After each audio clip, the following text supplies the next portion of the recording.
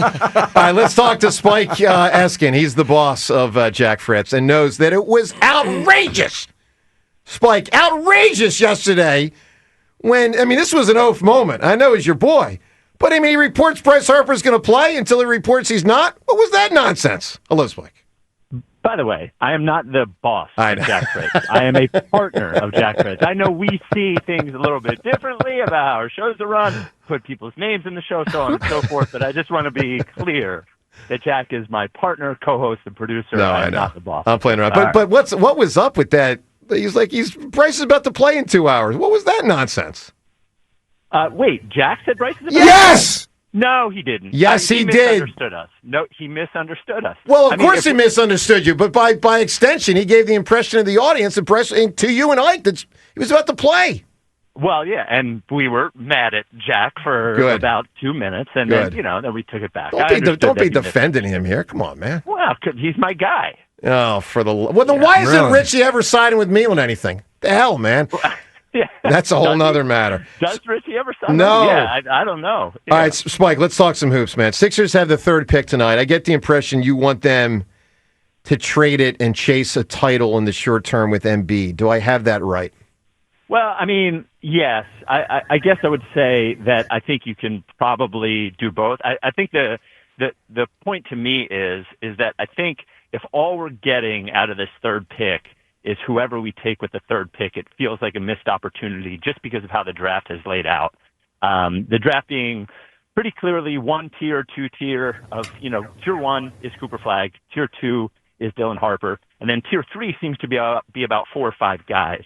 And unless they are way in love with one of these guys, it would seem to me that there's an opportunity to add to, at the very least, get another pick and move back, but optimally to be able to get a player that can play this year, move back and add a rookie, I think would be my optimal situation. Spike, what about this one? Can you get more specific with that? What does that look like for Spike? Best case looking scenario. That sounds like having your cake and eating it too, but I like it. Well, so I think I'm sort of feeling the two most likely scenarios are, and maybe there's a distant third, is Charlotte seems to really like Edgecombe. So if you can get Charlotte to trade up one spot, you trade down to 4, and you get an extra pick out of it. I don't know if there's anybody on Charlotte that I'm interested in. But more likely, it sort of looks like Brooklyn is loading up to try to trade up.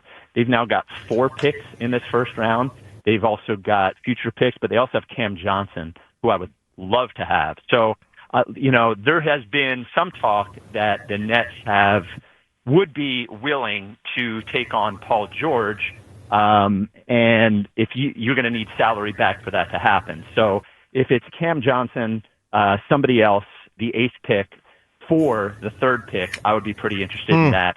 And then if Washington's really interested in Ace Bailey, which has been sort of reported that that's where he wants to go, there could be a pick situation there. I don't know if there's any other Washington players that I'm interested in, but to get another pick to move back to 6, I think is an option as well. Spike, let's explore this, and maybe it's a non-option with the Sixers over the cap. Are the Sixers capable of just trading out of the first round and just adding a veteran player with salary? I'm just curious if that's on the table. And then second part of this is, Kevin Love was someone that was acquired for a first overall pick. Drew Holiday was acquired for the 6th overall pick when the Sixers traded him.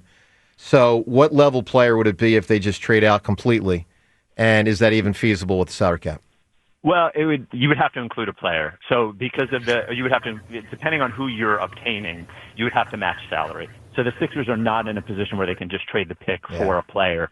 And that's when getting a really, really good player who's making, say, I think Cam Johnson making 25, but a really, really good player who's already on their second contract, let's say they're making $40 million, well, then it gets complicated because you don't have $40 million in junk salary lying around. You do have, I suppose you could say Paul George, but that's not like 6 different players making $6 million that a team could do something with. That's a real legitimate salary and contract. So it would be pretty complicated, I think, without including one of Paul George, Tyrese Maxey, or Joel Embiid if you are trading that pick for a player making any significant money. And we have not learned yet, just in terms of aggregating some of the smaller salaries at this point. I suppose we will learn soon enough, but Kelly Oubre has not opted in officially, and he makes about $8. Andre Drummond has not opted in officially, and he makes $5. And then Eric Gordon, who we don't think is going to opt in. We think he's going to opt out and re-sign for cap reasons. But so the Sixers really don't have a lot of salary to trade right now. Spike, if the Sixers just pick a player at 3, none of that trade stuff, if they just pick a player, who do you prefer it be? Who do you prefer it be, and who do you think it will be?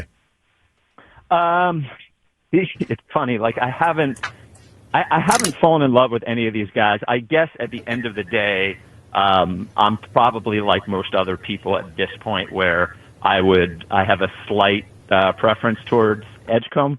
I think they would like to get out of this draft with either he or Trey Johnson or Knipple. That would be my gut, that it's one of those 3 guys.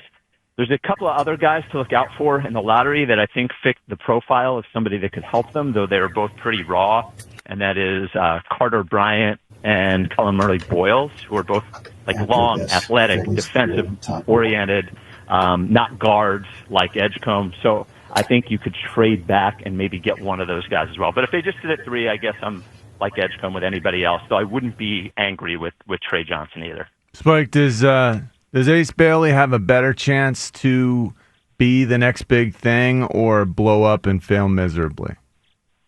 I think it's more likely I think the most likely thing is he hangs around the league as a guy that people argue about how good he is for a long time, like most likely on bad teams. I think that's the most likely outcome. I don't watch him or see any of his measurables or think about his skills and think about a superstar. I just don't. Rudy Gay is a player that we talked about him being a little bit like. He's a little bit like Brandon Ingram. I don't see it. I don't get it. He's not an outrageous shooter. He's not an outrageous athlete. He's not a particularly good ball handler. He has the ability to be really good on defense. He's acting like an outrageous shooter or an outrageous athlete or an outrageous ball handler. That's a really interesting point. He shouldn't be allowed to act that way if you don't have the play to back it up.